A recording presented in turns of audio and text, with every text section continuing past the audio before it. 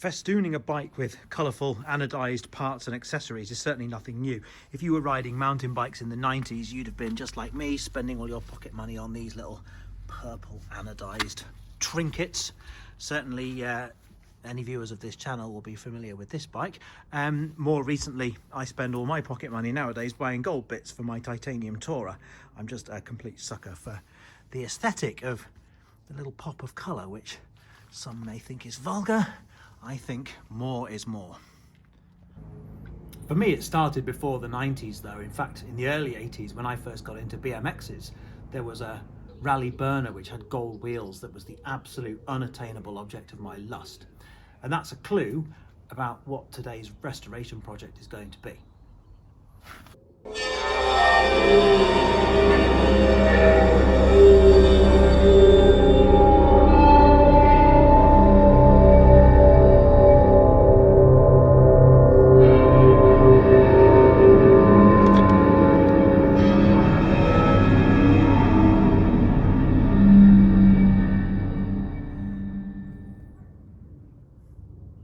I'm very excited to reveal that underneath the cobwebs there is something really special here. It's a 1985 rally record sprint made of Reynolds 501 aero tubing with, as you can see, quite a lot of gold bits on it.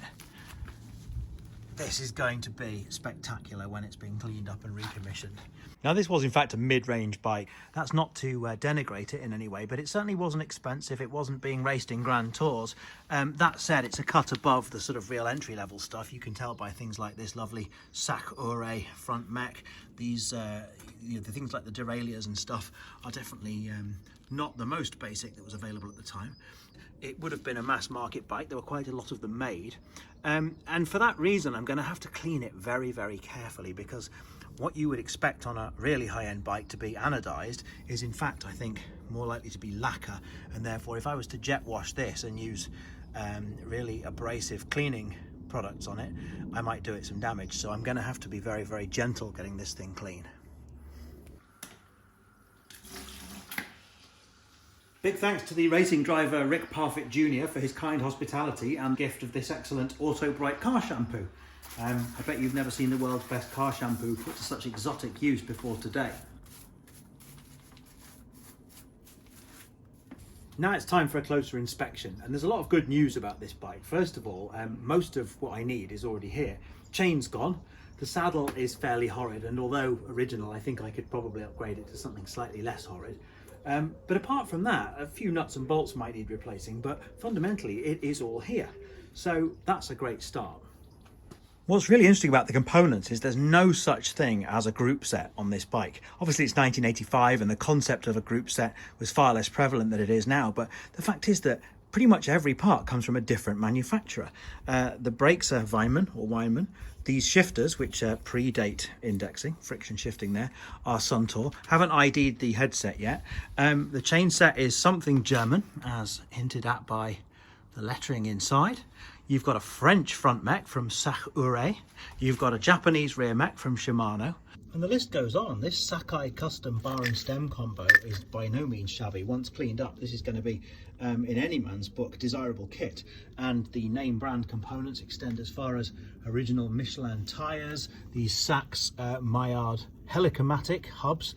The wheels just say made in Belgium, which is a good start. I don't know what brand the rims are. Oh, and I'm doing the traditional soapy water test on the tyres to see if they hold air. You'll be unsurprised to note that they do not. So I think these Michelin tyres are for the bin.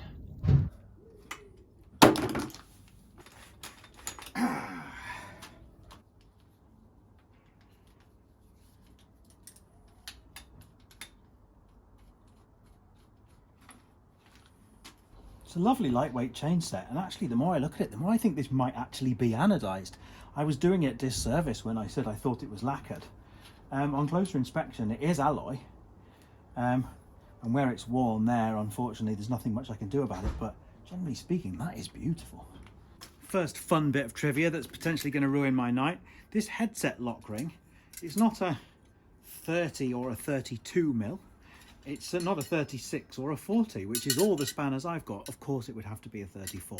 Who makes a 34 mil headset lock ring? I've never seen one before, but clearly this one was made just to torment me. to compound matters, the domestic adjustable spanner only goes up to 30mm. So thankfully I have the weapon for the job, which is this fantastic old mole grip. Bosh.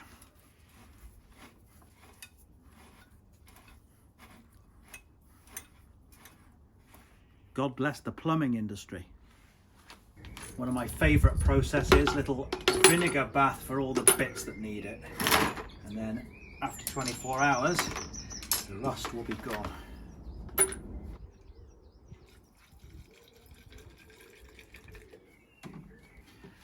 Just working my way through the shopping list here, and I'm really not going to have to spend that much on getting this thing running. Yes, it's going to need a crank bolt, some bar tape, some cables and a chain. Saddle upgrade is optional, but generally speaking, whatever I spend on this bike is going to multiply by 10 when we see the value of the finished thing. And it's going to be going, as always, with all my charity donation builds, to the Children Fighting Cancer charity bike shop in Chorlton in Manchester. And thanks as always to viewers who donate stuff to this channel to pass on. This one comes courtesy of my friend Big Ed, who is going to be delighted when he sees the value of what was a pile of wreckage in his shed. So big love and thanks to Big Ed.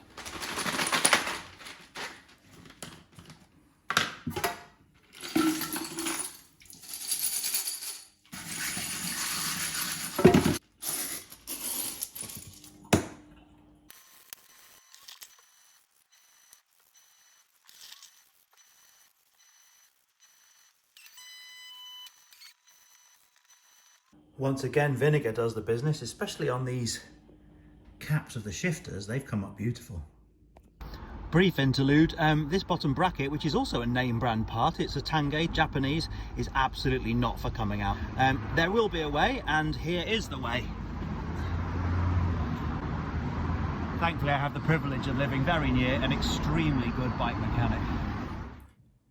You join me live in the studio with some distressing news just in. I've just received a phone call from Will's Wheels informing me that I have two options, either to take a welder's torch to that frame or bin it and find another one to hang those beautiful bits on. So I suppose this is the point at which we end part one with a question. What would you do?